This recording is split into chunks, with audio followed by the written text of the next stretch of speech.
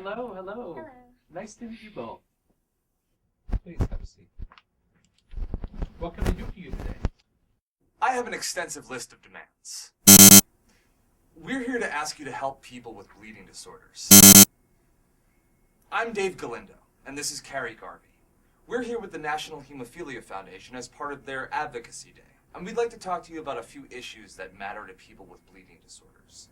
Paul. Representative Titian.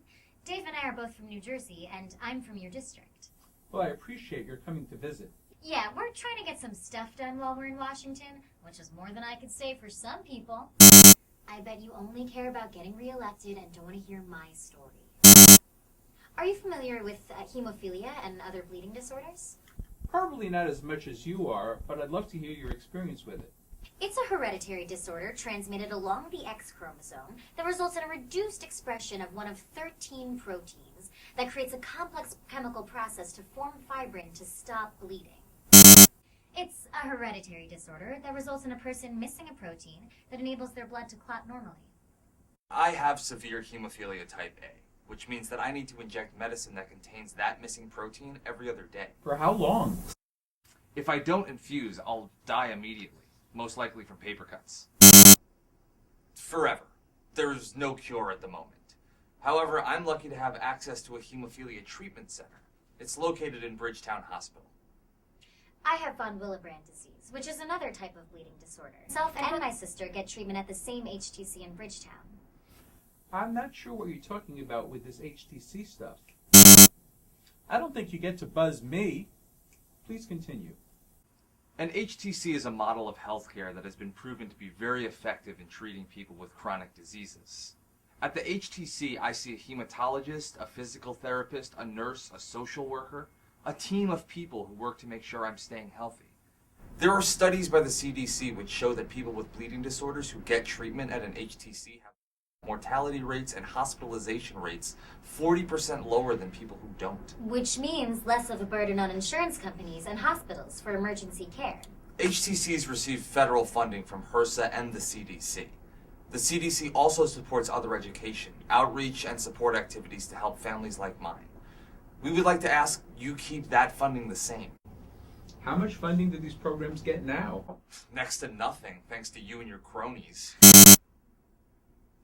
It's tiny. Less than $10 million between the two programs.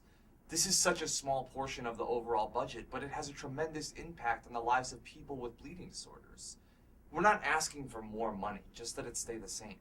Not asking for an increase always increases your chances. What else can I do for you? One of the things that really affects my health is my access to my medicine. My clotting factor. I have severe hemophilia, so I need to infuse my medication 3 times a week. Because hemophilia is so rare, the market cost for what I take is about $300,000 a year. Holy! Now, I'm lucky, because my insurer covers my factor and only makes me pay a flat copay, like any other medication. Unfortunately, some insurance companies are starting to place certain high-cost therapies, like clotting factor, into a specialty tier in their formulary, which would mean that people with bleeding disorders would have to pay a percentage of the cost of the medication, usually between 25 to 33%, but sometimes even more. And what is that in real dollars?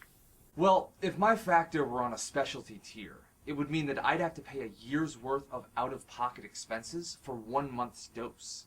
That's about $6,600 that I would have to pay all at once each year. And because nobody's giving me money to sell out the American people. And because thanks to you, me and everyone my age is drowning in student loans. I don't think $6,600 a year is too much to pay for a lifetime of guaranteed votes, if you know what I mean, buddy. I just can't afford it. And I'm not alone in this. And for me and my sister, our family plan caps our out-of-pocket expenses at $13,200 per year. It's really hard to come up with that kind of large amount in one chunk. This poses a real barrier to accessing needed medication for folks in our community. It's not just people with bleeding disorders who will be affected by this. This push to move drugs like mine, biologics, into specialty tiers can affect a whole range of people with rare and chronic diseases like MS, lymphoma, and leukemia. Last session, there was a bill, the Patients Access to Treatment Act, introduced by Representatives McKinley and Capps, that would prevent insurance companies from charging more for drugs in the specialty tier. And thanks to obstructionist Republicans, it went nowhere. And thanks to spineless Democrats, it went nowhere. It had 142 sponsors from both sides of the aisle. We ask that when this bill is reintroduced, that you would consider co-sponsoring it. Well, I can understand why this issue is important for you both. So that means you'll co-sponsor it? Score! You're seriously just gonna say I'll look into it and expect me to be satisfied with that? I came here from New Jersey. I appreciate that. And we do have some materials that cover the issue in more depth that I'll leave with you. But there is one more thing. There's an issue that has to do with Medicare. Hit me. Right now, our community is finding that people with hemophilia covered by Medicare are being denied access to skilled nursing facilities. Like nursing homes. Skilled nursing facilities are step-down facilities that doctors will send patients to when they need rehab and a certain level of care. So they can't be sent home, but they don't need the kind of care that you get in a hospital. It's the kind of place you might go to following a surgery. Now, when a person goes into these facilities, SNF bills Medicare Part A for all of the services with one daily bundled rate, kind of like a flat rate, and it covers everything. Room and board, food, treatment, including medications. Okay. But here's the thing. Clotting factor, the medicine that people with hemophilia have to take, Now remember, instant death from paper cuts if I don't. is too expensive to be included in that bundled payment. Now, other high-cost therapies are allowed to be billed separately under Medicare Part B, and we'd like clotting factor to be on that list. This is what's on the fact sheet. Are you texting right now? Sorry. So we're just asking that you consider signing this letter to the House Committees of Jurisdiction over Medicare to ask them to include this policy in any Medicare reform bills considered this year. Allowing these facilities to put clotting factor on the same list as other costly, necessary treatments, like chemotherapy and dialysis, would allow it to be billed separately. This will really help our community access SNF services.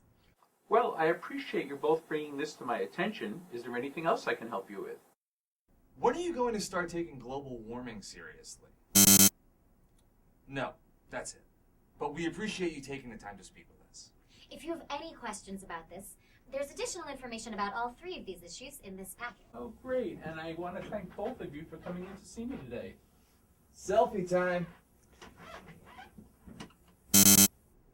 Well, thank you both so much for coming in. Would it be too much trouble to take a picture with you? Oh, sure. Not a problem. Let's do it. Alright, I'm tweeting that we met with him and he basically agreed to nothing, so don't vote for him. It was great meeting at Rep. Paul E. Titian to talk about bleeding disorders, hashtag NHFWD. I'm gonna put that photo on Instagram with the same hashtag. So how many votes do you think $6,600 will buy me in Bayonne?